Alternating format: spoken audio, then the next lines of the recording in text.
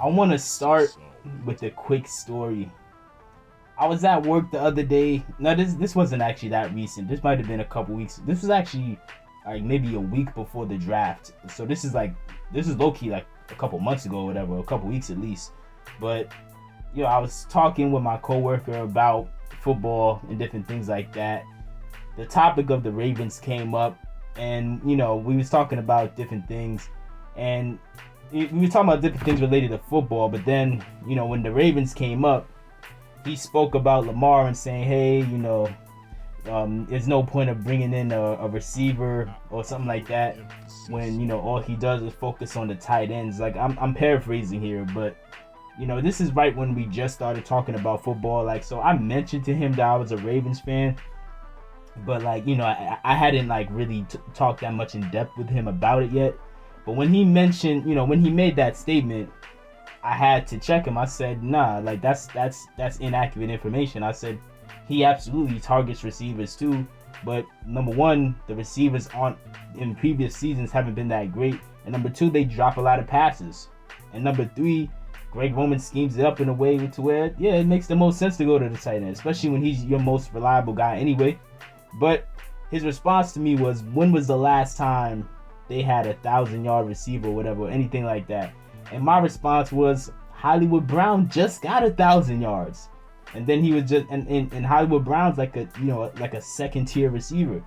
And then he was just like, oh, I didn't know he had 1,000 yards. And I said, well, yeah.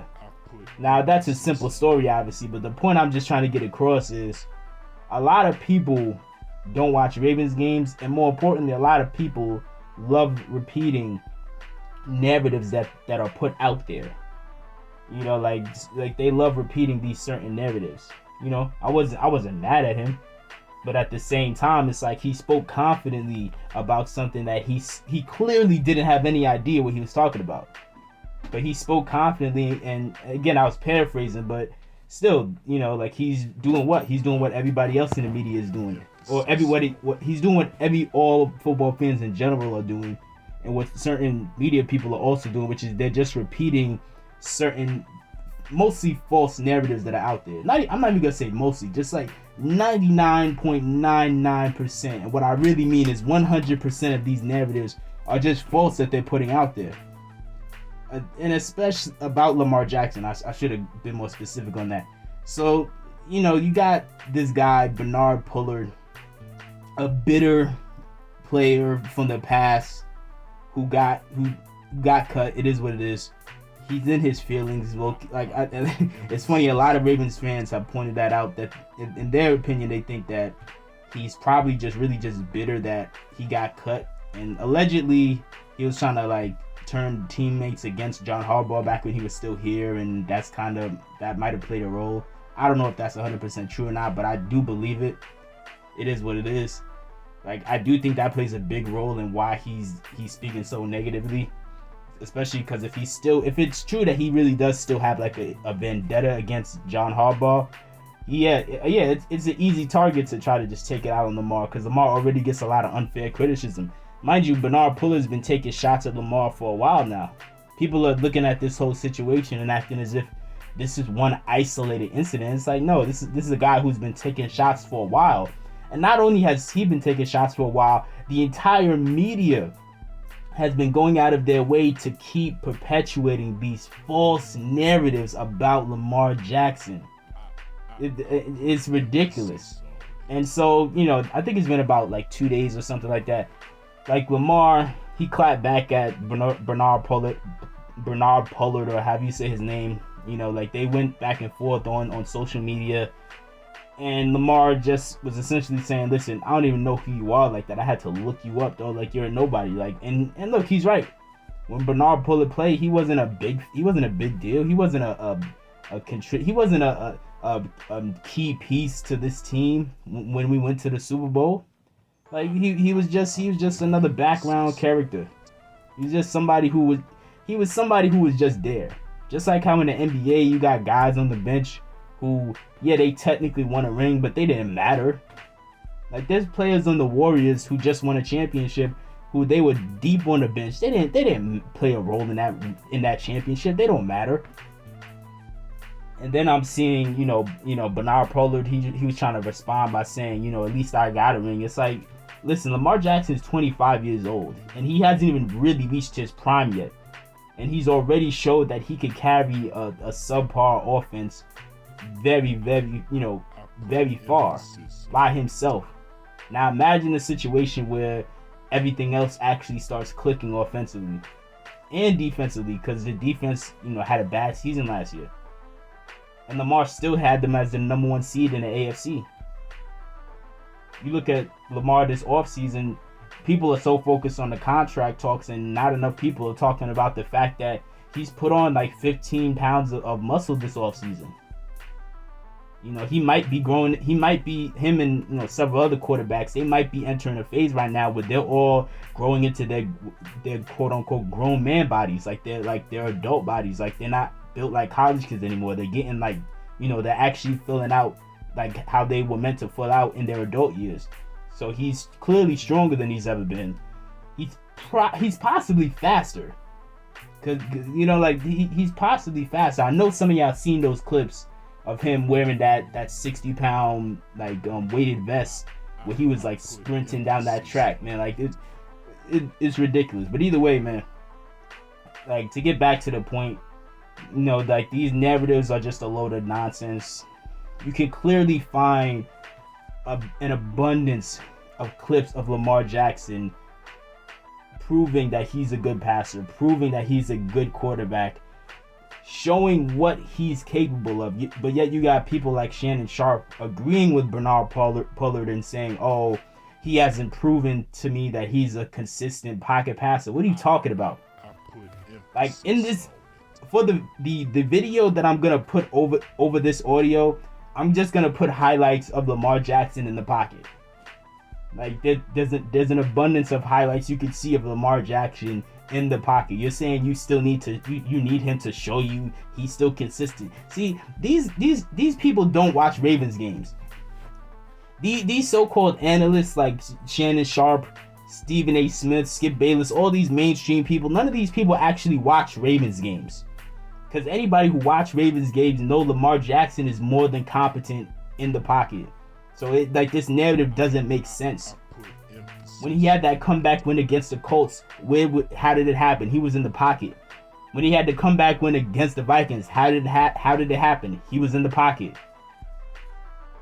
When he had the comeback win against the Chiefs, he had a few runs here and there, like 2 touchdown runs. But guess what? How did that comeback really happen? It happened in the pocket. The pocket was collapsing. He jumped midair. He jumped and in midair threw a 40-yard pass, a 40-yard touchdown pass to Hollywood Brown. And you're talking about what can he do and you're talking about him being consistent in the pocket, like he hasn't already showed you that he's consistent in the pocket. Again, like, these guys, they just don't watch Ravens games at the end of the day, man. To get back to Bernard Pollard, like, he also made a comment that, receivers don't want to come to Baltimore because of Lamar Jackson, which is just a load of nonsense. At the end of the day, number one, a lot of receivers don't want to come here because way before Lamar's been here, the Ravens have just always wanted to run the ball and not invest in elite receivers when they're still in their prime. They always want to either pick up a bunch of washed up receivers or receivers they assumed were washed up, and maybe they exceed expectations, or they would try to draft and hope that they draft a good guy, and they have here and there, but more often than not that hasn't worked. And that's why, like, historically, elite receivers don't want to come to Baltimore, because also Baltimore doesn't like paying these guys top dollar on offense. And you're saying receivers don't like playing with Lamar or going to the Baltimore, but yet you have former players like Hollywood Brown, Willie Snead, RG3, Dez Bryant, who all just played within the past 1 or 2 years on this team, who have all called out the system. They've specifically said that Lamar Jackson is elite. The system is a problem, which is really just a polite way of them saying Greg Roman is the problem. We all know what they're talking about when they keep talking about the system. That's Greg Roman's problem. All these people have said Lamar Jackson is an excellent quarterback. It is what it is. Even in, and then Bernard is saying that, oh, he said something to the effect of when players feared him when he played. Like, what, bro? Who's fearing some irrelevant dude? You are a non-factor. Nobody fears you. Like, you're not feared. Like, he was not feared. He was considered, in my opinion, he was considered annoying, which is a difference. There's a big difference. When people know that you're the player who likes taking dirty hits on other players, that's not fear. Nobody fears you. But when they see that you took a dirty hit on Tom Brady that injured him and took him out for the season, you headbutted Wes Welker, which I think might have injured him. I think he injured Gronk too, but I would have to double check that. But the point is, your only claim to fame at this point, I mean, your only claim to fame ever has been a dirty hit against the greatest quarterback of all time. That's the best you got. That and you twerking in the locker room is the most people have ever spoken about you. That's the only way people can recognize you. And you talking about people feared you? How does that make sense? And then he posted like a 6-second highlight clip to try to like prove his point or whatever, and then Lamar and other people, rightfully so, they laughed at him. It's like, how you got all you got is a 6-second highlight clip, and you're over here talking about people feared you. Nobody's thinking about you. You didn't matter, And then Lamar in one of his responses, when he was responding to like a fan or something who was also tweeting, he was making the point that, listen, if you had played me today, I would have embarrassed you. He straight up said, hey, like, if you would have played me today, I would have got you cut from your team. And he's speaking facts. Lamar Jackson is making Pro Bowl players right now. He's making all pro caliber defenders right now. He is making them look bad. Like when he's playing, like he's at such a level, he's making those players look bad. He got players like Myles Garrett. Listen, Myles Garrett is a top 3 edge rusher. He's a top 3 defensive player in the NFL. He got players like that looking bad on plays. He got players like that struggling so hard to stop him. Like, the best example, to speak of Myles Garrett is that game against the Browns. That was Lamar's worst game.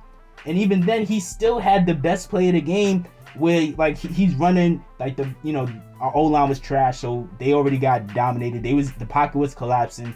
He's scrambling. Jadeveon Clowney and Myles Garrett, they're both closing in on him. He's trying his best to just get away, keep his distance. He turns a little bit, throws it up towards the end zone, hits Mark Andrews. Dude, have any of you ever watched like a clip from the sidelines of like what happened after that play happened?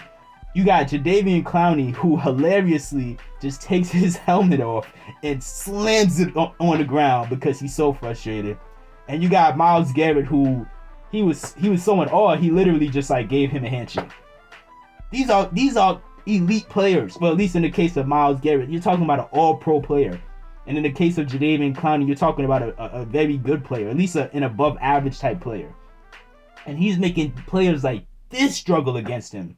And you got and Bernard Pollard is talking as if Lamar would be afraid to play him. Like, no, he would have embarrassed you. If he's making all pro players like get that frustrated and just confused trying to stop him, what do you think would happen if an irrelevant player from 10 years ago would try to play him? No, it would not go well. Like, it's just nonsense. Like, and people are acting like Lamar is out of pocket for, like, no pun intended, acting like he's out of pocket for responding the way he's responding. But how long is somebody supposed to take disrespect? At the end of the day, Lamar has been out here getting slandered nonstop for years from the time he's coming to the league. Even just coming into the draft, it's been just an onslaught of disrespect. What did you think was gonna happen? You thought he was just gonna never respond? Like, he is clearly the most scrutinized player in the NFL by a long shot. and he ignores it 99% of the time. But on the rare occasion where he responds, now people are trying to talk like, oh man, you know, you shouldn't do this, you should just keep quiet. You got people like Skip Bayless saying, oh, you should be above this makes you look weak and insecure. Skip Bayless, did you consider yourself weak and insecure when you responded to Stephen A. Smith when he said that he made First Take and you begged him to come on the show? Did you look weak then? You were definitely in your feelings reading off of that paper in the video like you're doing a press conference, trying your best to keep your composure as you sit here and defend yourself from what you claim are lies that are put out against you. But yet, when Lamar's doing something like that, and he has much more ground to stand on because Lamar's been constantly attacked for the past several years, whereas people don't really attack you like that. You're the one, like Skip Bayless, you're the one out here trolling people, baiting people. You're the one who, in most situations, are playing the role of Bernard Pollard, who when he's out here, he's trolling people like Skip. He's trolling Russell Westbrook. He's trolling LeBron James. So, like, at the end of the day, like, just to sum it up, like, this was just like a complete waste of time. I don't know why people would act as if I'm not even gonna say I don't know. I know why people like acting as if like any of these claims, people like Bernard Pollard make sense, because again, at the end of the day, the media doesn't want to admit that they're wrong about Lamar Jackson. That's really what it boils down to. They don't want to admit they were wrong about Lamar Jackson. They just don't. Like, it frustrates them to know that coming out of the draft, they slandered this guy nonstop, said all these crazy things, and despite that, he's come out despite having like the least amount of weapons out of many of the quarterbacks from that draft, he has still over-exceeded expectations by a long shot. But yet, they still, instead of just like eating crow and just admitting they were wrong, they're still determined to try to just somehow spin this into, oh no, he's not this or he's not that. And it is what it is, man. Like, I gotta make a part 2 to, I'm not even gonna say it's a part 2. I'm gonna upload a different video about the top 10 list. I'm gonna just have to do that. So, but yeah, let me know what your thoughts are. Like, what are your thoughts on Bernard Pollard? I feel like I already know many of your opinions on that. So yeah, so we'll, again, let me know what your thoughts are in the comment section below. Joy, 2nd and 5. Jackson has a clean pocket. Looking for Sammy Watkins over the shoulder. Watkins